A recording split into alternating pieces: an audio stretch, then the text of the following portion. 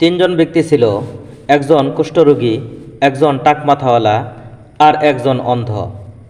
আল্লাহ তাদের পরীক্ষা করতে চাইলেন। সেই সুবাদে একজন ফেরেশতাকে ডেকে বললেন, হে ফেরেশতা, তাদের কাছে যাও এবং তারা যা চায় তাদের চাওয়া পূরণ করো। তারপর ফেরেশতা তাদের তিনজনের নিকট গেলেন।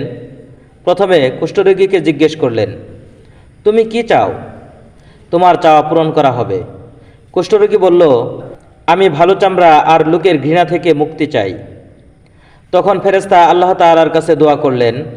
আল্লাহ তাকে সুস্থ করে দিলেন। ফেরেশতা আবার প্রশ্ন করলেন, তুমি আর কি চাও? সে বলল, আমি উট চাই।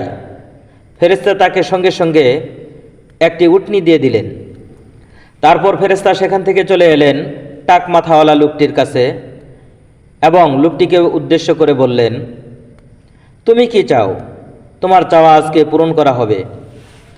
টাক মাথাওয়ালা লোকটি বলল, আমি আমার মাথায় সুন্দর চুল চাই। তারপর আল্লাহর হুকুমে তার মাথায় সুন্দর চুল ভর্তি করে দেওয়া হলো। ফেরেশতা আবার লোকটিকে প্রশ্ন করলেন, তুমি আর কি চাও? তখন লোকটি গরু চাইলেন। ফেরেশতা তাকে গরু দিয়ে দিলেন। অবশেষে ফেরেশতা সেখান থেকে চলে এলেন অন্ধ লোকটির কাছে এবং অন্ধ লোকটিকে বললেন, তুমি কি চাও? তোমার চাওয়া আজকে পূরণ করা হবে। অন্ধ লোকটি বলল, আমি আমার দৃষ্টিশক্তি ফিরে চাই। আল্লাহর আদেশে তার দৃষ্টিশক্তি ফিরিয়ে দেওয়া হইল। ফেরেশতা আবার বললেন, তুমি আর কি চাও? সে ছাগল চাইল। তাকে ছাগল দিয়ে দেওয়া হলো।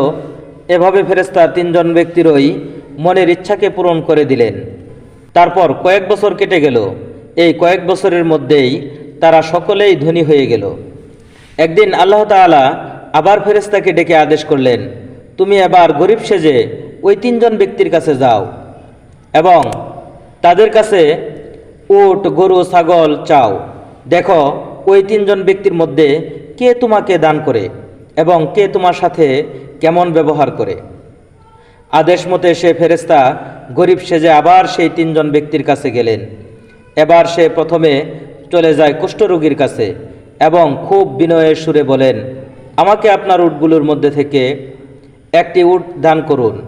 কুষ্ঠরোগী তখন বললেন, আমার সংসারের অনেক খরচ, তাই আমি দান করতে পারবো না, তুমি এখান থেকে চলে যাও। ফেরেশতা সেখান থেকে কোনো কিছু না পেয়ে খালি হাতে চলে এলেন টাক মাথাওয়ালা লোকটির কাছে এবং তার কাছে গিয়ে বললেন, আমাকে একটি গরু দান করবেন, আমি খুবই অসহায়। টাক মাথাওয়ালা লোকটি এ কথা শুনে কুষ্ঠরোগীর মতোই বললেন, আমার সংসারে অনেক খরচ, তাই আমি দান করতে পারবো না, তুমি এখান থেকে দূর হও। ফেরেশতা এখান থেকেও খালি হাতে ফিরে গেলেন। অবশেষে ফেরেশতা তৃতীয় লোকটির কাছে গেলেন এবং যে কিনা অন্ধ ছিল তার কাছে বললেন, আমাকে একটি ছাগল দেবে, আমি খুবই অসহায় এবং দরিদ্র।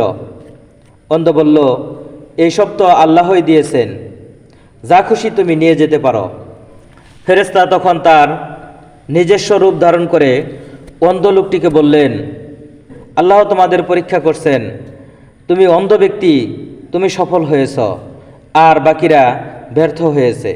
তো বন্ধুরা, এই ঘটনা থেকে আমরা শিখতে পারলাম আল্লাহর নিয়ামতের কৃতজ্ঞতা করা, তার দানকে অন্যের সাথে ভাগ করে নেওয়া ইমানের পরীক্ষা।